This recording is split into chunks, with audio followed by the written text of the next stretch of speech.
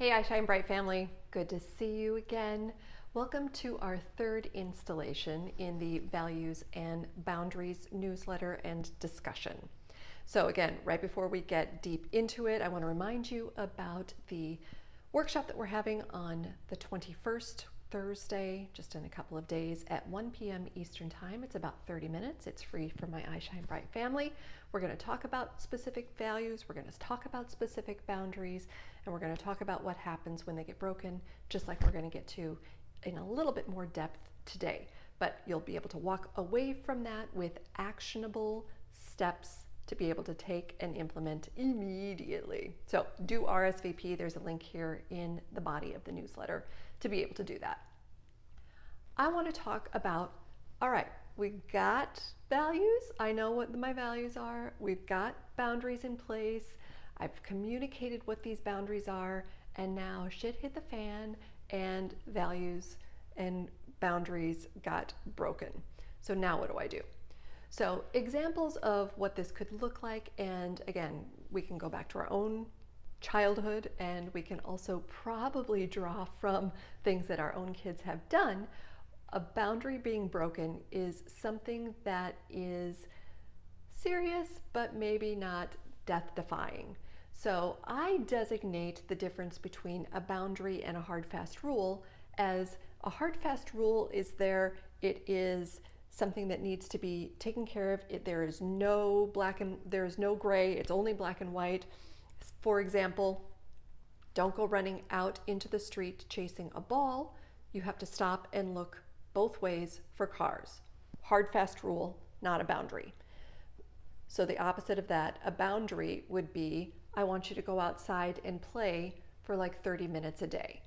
So a boundary is more a generalization, a general value, and this is how we protect and enact and embody this value that we have. Another hard, fast rule is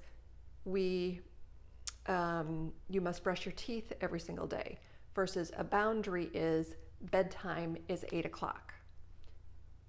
There are probably very few days where at the stroke of 8, not 8:01, not 8 minutes, 8 hours and 12 seconds, but a boundary is 8 o'clock. Brush teeth, you must brush your teeth. It's a check the box kind of thing. So that is how I designate a difference there. So when a boundary is broken, we need to be able to understand from our kids' perspective what happened. So again, this can be anywhere from age 3 to 13 to 18. We need to be able to, our ultimate goal is to have the connection with our child still to be able to understand what happened and why that boundary was breached. When we come in and come at them like, what the hell are you doing? That was so stupid. I told you this. I meant this. Da da da da da. That's pushing back. You're going to get met with the same thing. There's going to be a shutdown. You're not going to get the answers that you are looking for. If we can maintain our composure, if we can maintain our connection, we're going to be able to, and if we can maintain our curiosity, we're going to be able to find out what happened so that we can help them through that boundary breach so that it doesn't happen again, or we can find out more about, were they coerced? Was it not in their control? Were they testing the boundary? Did they have one of their needs that was not being met? And that is where we have to listen with our parent ears, not the literal words of what they are saying. So just like we talk about a lot here at I Shine Bright, the self-determination theory, were they looking for attention? Were they looking for connection? Was this an autonomy thing? Did they feel like they were being controlled and so they were pushing back, trying to exert their own control, saying, I'm not going to do that? Were they looking for their competence bucket to be filled? I can do this differently. I can do this my way. Remember when you were a kid? You thought your parents were idiots? You always knew better? I can do that better. That's not right. They don't know what they're talking about. That could be another example. So if we can maintain that curiosity, if we can maintain the ability to keep the lines of communication open instead of two rams that are not going to get anywhere, we can find out what's going on so that we can figure out what to do going forward. That doesn't mean that there are no ramifications. That doesn't mean that there are no consequences. So as we talked about in the last video, our kids actually need and want these boundaries because it's a test for them. It's a test for us.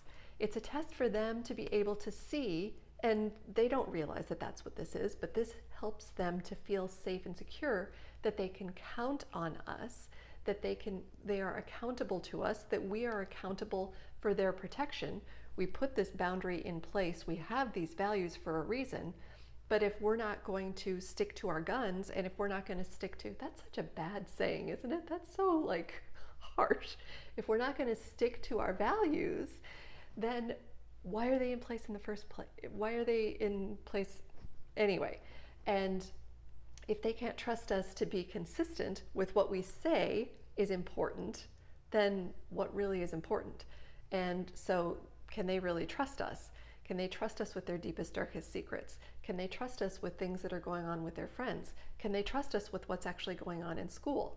Or are we just going to flip-flop and be wishy-washy and not stick to what we say our true values are?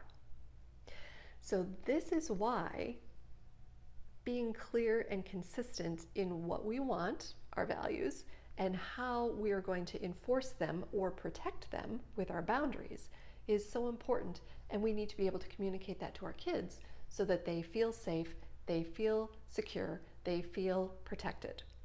These boundaries are something that they are meant to push up against. They are trying to figure out who they are in the world and how they can best operate in the world. They are going to push those boundaries because they're going to see how far they can go. You know what? I can still fit within that limit. You know what? I can go past that limit and I'm still fine. We want them, when they do go past that limit and are fine, that they come back to us and tell us that so that we can have another conversation about that. Because maybe they were just lucky this time, and maybe this is the reason, once again, that this boundary was in place, Johnny. I'm glad that nothing happened this time, but I don't want you to do that again, and here's why. So if they don't feel that connection to us, if they don't feel like they can come and actually talk to us, they're not going to tell us about it, they might continue down that same path, and they might not have a positive experience the next time they try it. We want to be able to maintain that connection, not only with boundaries, but in everyday life, right? That's the ultimate goal, is that we maintain that connection with our kids. So once again, come to the workshop on Thursday the 21st at 1 p.m. Eastern. We can talk more about this. I want to talk more about your specific situations. I want to talk more about your specific values. Let's flesh those out. Let's turn those into boundaries. Let's figure out how to communicate those. And when they are breached, let's be able to talk to them in advance about what the consequences of breaching that will be, so that they have a full understanding and appreciation. They have that safety, they have that security, they have that stability, that strong foundation of a strong relationship with their parents. You in? You like it? RSVP, the link is in the body of the newsletter. Until next time, stay committed, stay connected, keep doing you. Thanks. Bye.